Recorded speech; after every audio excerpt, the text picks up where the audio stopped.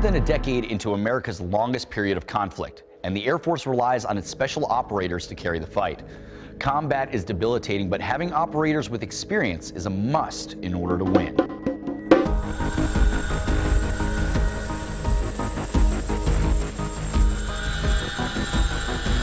You can kind of look at the Air Force as a group of athletes. From that group of athletes, the special tactics operators are the elite ones of that. Come on in, boss! Like professional football players, Olympians, any sport professional for that matter. Top 1%, the elite of the elite. The highest level athletes in the world. And most SOF in foreign countries are the top athletes or the top combat fighters in their military. So in order for us to compete, we have to be at the top of our game. Bravo bound! You're going to be performing at a high level for as long as your body will hold up. And I guess that's the piece that's a little bit different than a professional athlete, because they train up for an event where we have to be at peak performance at all times because we don't know when our event is going to occur. Of course, the stakes on the sports field fall short in comparison to what happens on the battlefield. But like sports, the lifespan of a special operator depends on how long your body can take the punishment and keep up with the younger guys. I've had a couple of knee surgeries, an injury to my back, and injury to my shoulder. My injuries have been from jumping. Luckily, knock on wood, I haven't been shot. How am I going to get him out? Because whose responsibility is it to bring in find an HLZ? You. It's ours. It's Combat Controller. 3 years ago, Senior Master Sergeant Heumann would wake up each morning with searing pain all over his body. 14 years of being a combat controller had caught up to this prior Marine and seasoned combat veteran. Even come here. Your body gets beat up a lot because you're always underweight. The lightest you'll ever be is 60 to 80 pounds. Right. And you're going to sleep with that weight on. So the fact that you're constantly under that additional weight and that compression on your body for your spine and your joints, it provides quite a wear and tear. Senior Master Sergeant Heumann's experience on the battlefield is invaluable, but like him, so many other experienced operators' bodies break down prematurely, given the demands of physical training and tactical missions. That's why the Air Force teamed up with the University of Pittsburgh to solve this problem.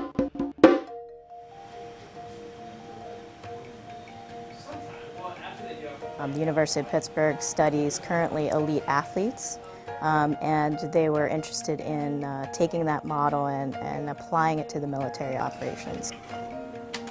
First, we have to understand who they are. So what is their profile? We're looking at biomechanical variables, musculoskeletal variables, and physiological variables. The procedures employed for this research are based on the performance optimization model designed and validated over a 20-year period in sports to enhance the performance of professional athletes. The motion analysis, what we do, is kind of like what is used for CGI or for video game animation, but at a more fine level, so it's more detailed. We put them on specific landmarks, so a certain joint or a certain part of the bone, in order to catch the really, really minute details of movement.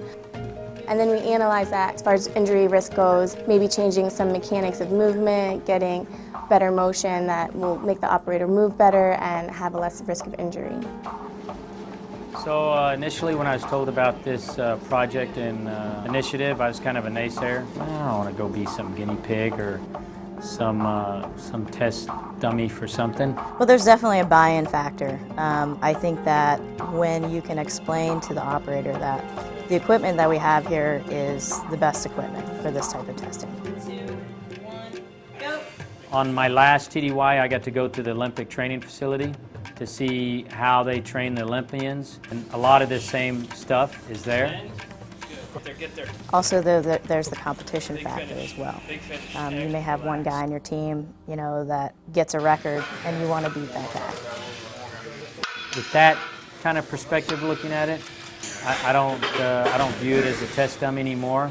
I kind of crave to see where my deficiencies are, and I like trying to figure out, hey, how can I make myself stronger and faster? Because I'm not getting any younger, and I got to still hang with the young guys. So. For the operator, it's important for them to understand where they are and where they could improve. And a lot of things that we do in the lab, a lot of things that they do in their human performance training are to make them better in the field. Being out in the field, it opens your eyes a little bit more to what it is that these guys have to go through on a daily basis. We are doing task and demand analysis, which is when we look at the tasks that the operators are doing and figure out the physical demand and the injury risk of those tasks. So we'll have heart rate belts on them, we'll figure out the distance that they traveled, how hard they were working, what their heart rate was. When I first started, the science behind our fitness was the guy who came before you. It's like, oh, this worked for me, so it'll work for him. But as we've expanded and grown, it's been a tremendous leap in technology. I think the overall data collection between a 20-year-old and a 45-year-old operator is a huge picture for us, because we have somebody who's been in the career field for a long time, whereas compared to a younger operator, they're still fresh, they're good to go, they're not as injury prone, or they haven't succumbed to so many injuries. So it really gives us a good snapshot of what the career field actually does to the operator over time, especially with the sheer amount of weight that the operators have to carry over long distances. I think it'll show that if you're able to take care of an injury before it gets even worse, you'll be able to have better results and quicker recovery of the operator to increase their career longevity as well as their quality of life. With the rehabilitation Human has done since entering the program, he has been able to return to the field where he's able to lead once again. The best place to lead from is the front. So in order to do that, then you have to be in peak physical condition because you can't really lead from the rear. Human is definitely a special breed. He loves being out in the field with these guys, and he's been out there. He knows what's difficult, and he's still out there now at, I don't even know how old he is, and keeping up with the young guys. So it's just a testament to how, if you focus on training, you can continue to lengthen your career. For Sergeant Human, it's always been about finishing his career in the field, leading his airmen. And he doesn't see himself doing that from behind a desk. Something I always tell them, at least for the guys that I lead, I'd rather go to my grave with the respect of the men that I led than the respect of the leaders that I followed.